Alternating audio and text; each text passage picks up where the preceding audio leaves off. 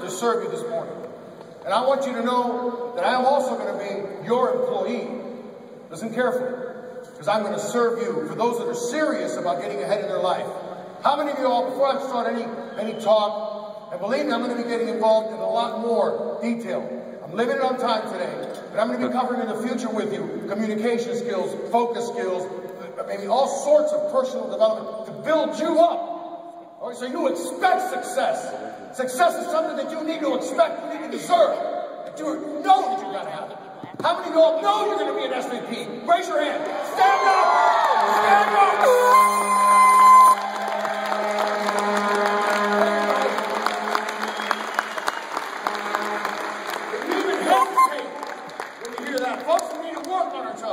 And I want to tell you something. Today, you're going to hear some good things, hopefully. I'm being used right now. I want you to know I am a vessel. God Almighty. And that's what I stand for. Principle, not popularity. Okay? No company, no man will bound me to tell the principle and the truth shall set me and you free. My father came to this country, ladies and gentlemen, almost facing a firing squad, standing up for principles of liberty. And he was rushed off by some friends. And he said, son, when I was older, because we came to this country when I was a year old. I was born Cuban-American in Cuba. He said, son, if it wasn't for you, I wouldn't be here today. And he's a man of principle. A man that stood strong for what he believed in. And he taught me many things. And through my whole entire life, I've dedicated my entire life to studying and applying elements of success. Listen carefully. Studying and applying. I know a lot of very broke, brilliant, intelligent people. But it's about studying and applying elements of success. And he said to me many, many things. One of them, he said, son, I remember as a little boy. He said, son, don't make the mistake that a lot of people make. Did you learn a certain profession or a certain trait and you become that? See, I was raised in the furniture business. My father took two full-time jobs. And at night and weekends, he built furniture from home. Later on in life, I found out that they used to give Social Security welfare checks. I said, Dad, you never took, he's not a dime. As long as your father's well, I'm not going to accept charity from anybody. So I understand the values, the work ethic. To make 40 hours a week, that's part-time. That's the way I was raised. I played in the sawdust as a kid. Now, my father passed away when I was 20 years old. And I took his company over and built it and built it and built it. We had over 400 employees. And one day Hurricane Andrew came by. And by no coincidence, I don't believe in coincidences. And what I believe the Lord allowed to happen, because you know what? I love helping people. It's my passion. It's my calling. And you guys are going to get to know me, ladies and gentlemen. So help me God. That's what I stand for. Helping others. In truth. And finally, we have a company. Oh, my Lord, have mercy. We're going to the moon, ladies and gentlemen. Understand where you sit today. And you're going to make a decision. Me, follow, or get the heck out of the way. You understand me? Do you understand me? So we got to become those leaders. So lead millions of people in the future. He said to me, don't become a furniture man. Well, guess what? I became a furniture man. Opportunities come my way. And yeah, it sounds good. I wouldn't even hear it. People show me opportunities. You ever seen those cartoons of Charlie Brown? That's all I would hear. Because I became a furniture man. 2 months before Hurricane Andrew came, we had a board meeting. We decided to make some cuts. 25 years of Hurricane Andrew hit South Florida. We decided to cut insurance. We were wiped out. $20 million factory, $5 million of inventory, wiped out. Not only that, I was in debt $250,000 to boot personally. I used to look at broke people with envy. Seriously. And I remember standing in that factory after the storm. My mom, God bless her, would stand right next to me. Tears coming down my eyes, seeing the destruction of a 30-year family business. And my mom said to me, son, don't you ever forget, you made this factory, it didn't make you. And I'll never forget that. I'm speaking to you today here. Some of you know, I wish Bill was here, I wish Joe was here. No, you're here. I'm here. I need to listen to this. Understand the person that gets the most out of this? Guess who it is? Me. Because you know what? I'm going to be held accountable for what I'm saying here today. And I'm going to be working with each and every one of you in the field, hard, in the trenches. All right? I'm not one of these guys just standing on stage, a rock star. No, no, no, no. I'm not a hypocrite. And we are going to go through some challenges, ladies and gentlemen. We're pioneering a revolution in network marketing. What does that mean? That means that you have the opportunity. What the pioneers did in the early days of this country as we went west, they had the opportunity to push the cart out of the mud and take arrows from Indians. Ladies and gentlemen, I've been shot at so many times I feel like a piece of Swiss cheese. Bring it on! Are you ready for a dogfight? Yeah! Are you ready for the fight of your life? Because if you are, I'm going to be right there with you. We're all going to be there with you. We're a team here, a family. A family that's been through it. Look, I was blessed and honored to co-author a book with Les Brown, Mark Victor Hansen, and Brian Tracy. And I was asked, what chapter do you want to write, Carlos? Give me challenges. Give me challenges. Except I entitled it, Opportunities in Disguise. Because, ladies and gentlemen, I want you to tell you something. I read the Bible. Now, look, I'm not going to get spiritual, but I want to tell you something. Even if you're not a believer, there's no question, even scientists, it's the best-selling book of all time, every year, year after year, since its creation. And it's the book of more wisdom than any book ever written. Can we all agree on that? There's a book in there by a gentleman named James, and he says, thank God for the trials you go through. Because God's preparing you for leadership. God's preparing you and sharpening your character. And many times I've been through personal challenges, family challenges, financial challenges. I've been through what you've been through and more. That's the only reason I have a few more zeros and reps. If not, I'd be a hypocrite standing here before you.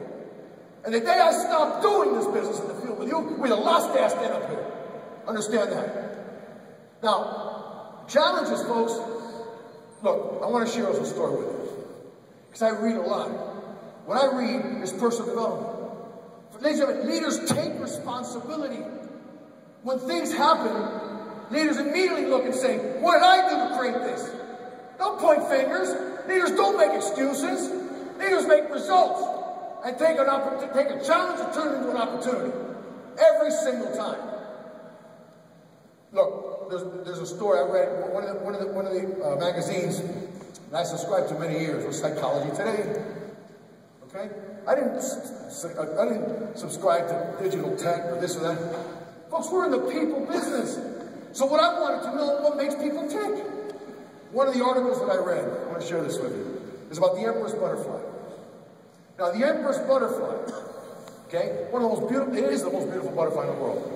Beautiful wingspan, fluorescent colors, gorgeous. Found in very remote areas of the world. And very few of them actually make it to survive through the cocoon stage. Now, what they found was the cocoon was like concrete. For that butterfly to come out of the cocoon, in its struggle to come out, most of them didn't make it. Some of them died in the very process. Some of them, as they're wiggling around, a bird comes by and says, whoop, thank you very much. That's lunch. They took the Empress butterfly cocoon and they took it to a lab. And as it started breaking out, I want to make sure it lived. I didn't want to be one of those that died in the process. They snipped just a little bit to make it easy for that cocoon to come out, for that butterfly to come out. Well, it came out, but it came out looking like a moth, and it died during the day. And what they discovered is the very struggle as it came out of that cocoon is what forced those juices or whatever it has into those wings to make those wings beautiful. So understand that you're going to go through challenges, ladies and gentlemen, that God's preparing you for leadership so you can understand somebody else when they go through their challenges and be able to relate to them. There's not a problem, ladies and gentlemen, that I can't sit with somebody who can fully relate with them. You name it, I've been through it. You name it. Remember times when I first started, I used to have to go by my then mother-in-law's house and get a sandwich for the day. And I remember one time I went to go see a guy up in Orlando. That's a 4-hour drive, 4.5-hour drive from Miami Airport. 3 times he stood me up. And on the way back, you see, quitting, I went through my mind. And it might go through yours from time to time. It was never an option. Quitting on my family was never an option. Okay? That's why you need to have whys bigger than you. Okay? You have to have a why that's bigger than you. My why are my children, their future. I was sharing with groups yesterday, you know what? I said this before I had a daughter. Today I have a 7-year-old gorgeous daughter, and she's going to be able to marry the man she loves because she loves him. She's not going to have to go marry some ugly-looking Mercedes-Benz driving guy. You understand me? Because Daddy paid the price. Now, are you willing to pay the price? Are you willing to pay the price what it takes to be a real pioneer and then claim most of the stake of what's out there? Are you? You know what? As challenges come your way, be grateful for them.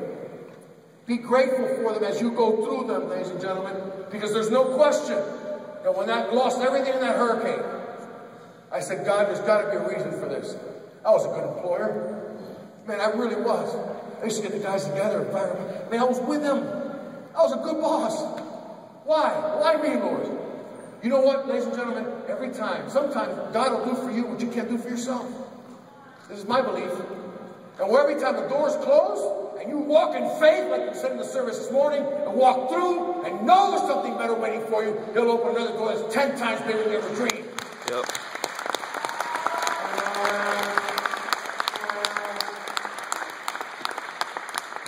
Walking through faith, and every one of us have to reach a point where you say, enough is enough. You deserve better. Your family deserves better. Generations of my family will know. My grandchildren, my great-grandkids will have my picture hanging in their house. They're going to know their great-granddaddy. I promise you that. Or your great-grandkids going to know who you are. Ladies and gentlemen, you're sitting today before an opportunity that's never been happened before. Never mind never part. Listen to what I'm saying. Like never happened before. Now, what you do with it, listen, don't relent. The fire roll is awesome. Sorry, I get very passionate when I speak about it. Okay? Viral is awesome. Multi-viral marketing. I've never even heard of it. I mean, you think about the products and this and that. But you know what, folks? Listen. We got to go back to basics. We've got to build those teams. We've got to have those personal interviews. We've got to have those PBRs. Build the teams. Build the teams. Help others reach their dreams, which I'm going to talk to you about here in a minute. Help others reach their dreams. Serve others before you serve yourself. I remember, folks, listen, we reached the top of 2 companies. I didn't even know. As a matter of fact, the first company I was with, thank you. We were the #1 money earners in that company, and I say that humbly. Believe me, it wasn't me. It wasn't me. It was God allowing me to help others reach their dreams. And you know what? We hadn't reached the top pin level. There was 38 people that had reached the top pin level. We were the second to top pin level, and we're #1 money earner. Wow. Which I'm going to work with you guys in the field on financial planning, on all sorts of subjects. Like I said earlier, communication skills and attitude, how to build a proper attitude, okay? And how to work on yourself. We all have to work on ourselves. The biggest challenge you're going to find, folks, is right between your ears. I want you to know that.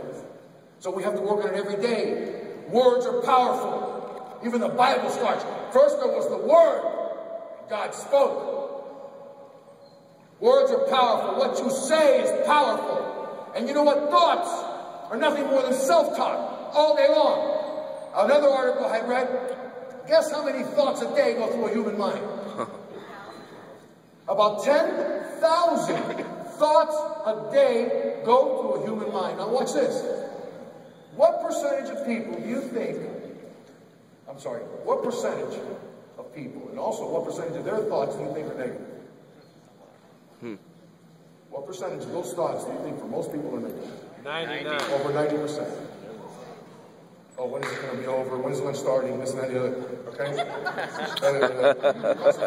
We have to rethink our thought. Words we say. How you doing, boss? I'm doing fantastic. How are you? None of this hanging in there. When somebody says to me, hanging in there, I see him hanging off a cliff. I say, man, don't let go. Please, not in front of me. I'm doing fantastic. Ladies and gentlemen, I end up, I want to tell you about dreams, the difference between dreams and fantasies. Dreams are real.